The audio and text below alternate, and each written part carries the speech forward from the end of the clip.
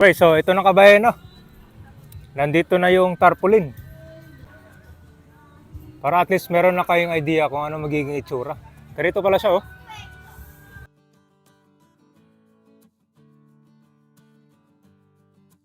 Kayong panay, tagging. O details ng project dito. Oh. Tingnan natin yung mga bahay dito, ha. Ito yung mga ano. Meron na ring mga tagging dito. So ito guys, meron na rin tagging dito. Tapos yung sticker, sir, ito. Ayan, oh.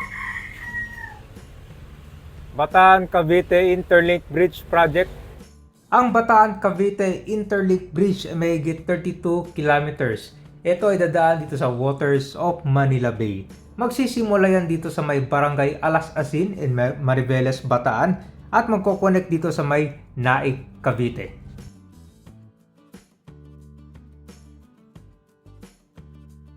Kung ang travel time ng Bataan to Cavite ay dating 5 hours, ngayon ay maging 40 minutes na lang kapag natapos ito. Magkakaroon din pala ito ng access dyan mismo sa sikat na tourist destination. Yan po yung Corredor Island. Ngayon naman ating i-update itong area ng Naik, Cavite. Tingnan natin kung ano na yung latest kaganapan dahil meron na palang naglagay ng tarpaulin dito marapit sa beach resort.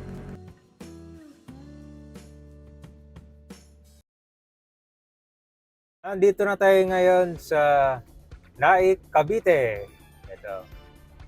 Pagkalampas natin dito sa tulay. Nagkaroon na parang ng expansion itong tulay, oh. Malapit na matapos yun sa kabila. Bali, matagal na rin yung huling update natin dito sa may Naik, Cavite. Ngayon, itong pipicture natin, itong Bataan Cavite Interlink Bridge. Ano na ba ang status dito? Kita nyo ba itong Cavite dito? Di ba?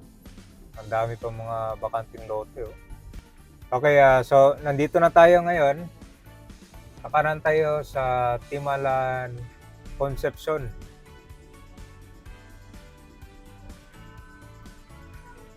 Tingin muna tayo dito sa area. Ha? Kasi ayon sa mga natanong ko, parang dito yung magkakaroon ng parang rotonda. So dito papasok yung mga sasakyan. Nandito na tayo sa Timalan, Concepcion. Ayan. So dito pala kabayan, itong nakikita nyo yung waiting area. Merong mga nakalagay na PRROW. So ito yung mga possible na tatamaan dito sa project. Ito siya parang waiting area ng mga dito tricycle. Ano, ito. PRROW, yan. Right of way. Tapos tingin naman tayo dito sa area, yung mga bahay na tatamaan.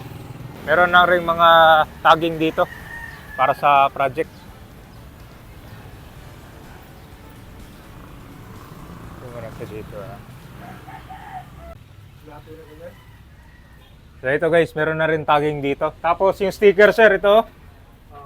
Ayan, oh.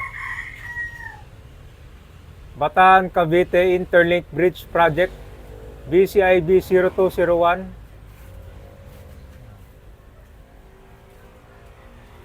So ito, meron na rin dito sa kabila. Halos karamihan dito, sir, ng mga bahay. Ayan, oh.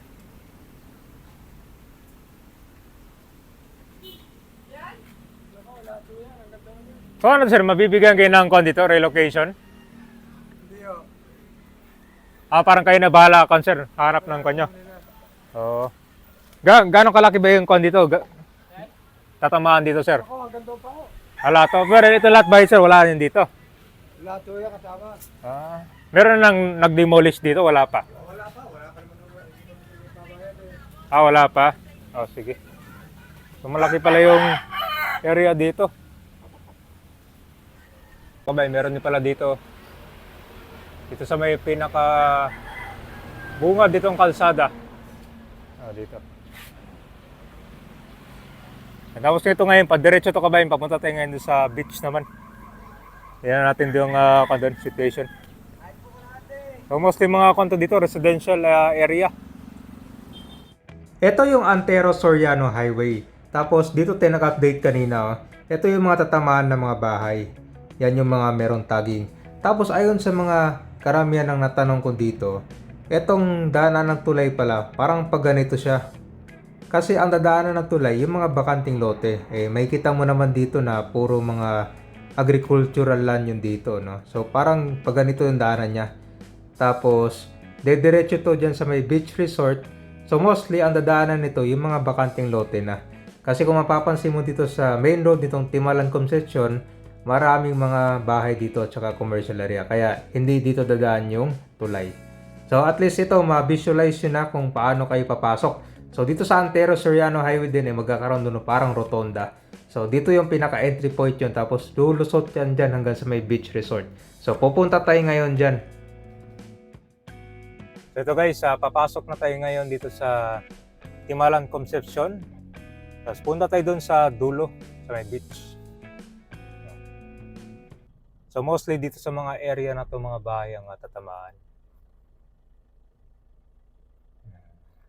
Pansin mo dito, di ba? Puro residential pa no? Dito pala yung pila ng mga tricycle, itong mga toda. Yung iba, nag-aatid sila dito ng mga kanyang pasahero. Okay, nandito na tayo. So, dito yung malapit sa beach. Marami ding mga naliligo dito sa area na to Yan siya. Malapit sa, ito ng Aroma. Aroma Beach Resort. Yan. So dito yung guys La Villa Maria Stella. Guys, nandito na tayo sa beach ngayon. Ayan, sa tuwing linggo, maraming mga naliligo dito. Meron lang silang entrance fee. Yan. Ayun sa mga natanong ko, parang yung mga ibang gamit dito ilalatag malapit sa beach. Actually dito matatanaw mo na yung dito, Bataan. Actually dito ka ba, tanaw mo yung Corredor Island, no? Yan, dala natin zoom ayun, no? Yung Bataan dito, kitang-kita mo. So diyan magdurugtong itong tulay na to pag natapos. Grabe. So pag simula pala dito sa Naik Cavite, pupunta kang Bataan. Less than 1 hour lang. Ayan. Yan, sa mga taga Naik Cavite, punta kayo dito. Sarap mamasal ngayon dito sa beach. Panahon ng summer, tag-init. Tignan naman natin yung mga malaking barko dito. Puntahan natin yung mga bahay doon. Yung daan natin dati. So ito na yung Manila Bay. Napakalaki Dito yung mga marami naliligo ngayon. Yung ba, merong barko dyan, no? So na naman, meron ding dyan. May ibang barko.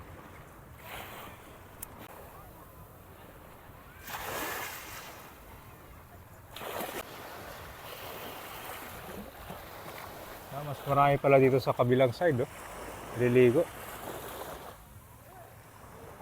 Okay, so, yun, no?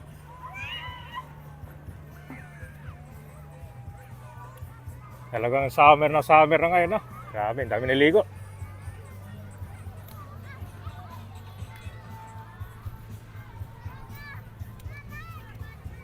Nandito na yung tarpaulin. Ayan. So, Bataan Cavite Interlink Bridge. End of package 2.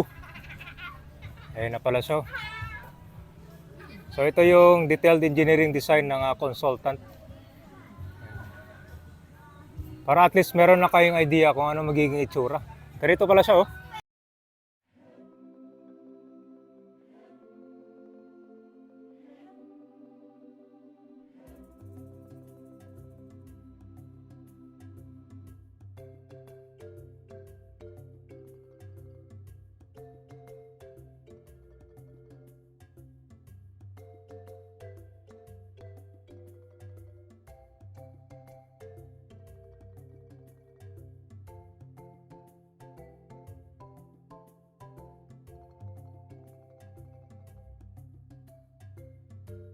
Dito yung mga bahay na tatamaan.